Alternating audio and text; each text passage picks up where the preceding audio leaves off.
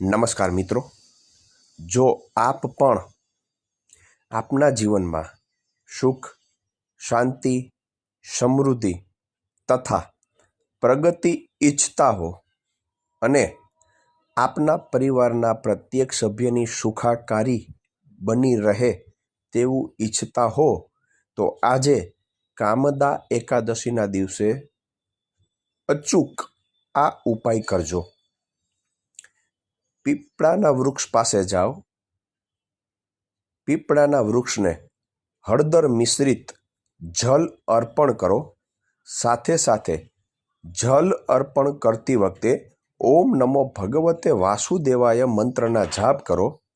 ત્યારબાદ પીપળાના મૂળમાં એક પીળું પુષ્પ ધરી અને પીપળાના મૂળને વંદન કરી અને ફરી આવો, આપના કામ પૂર્ણ થશે।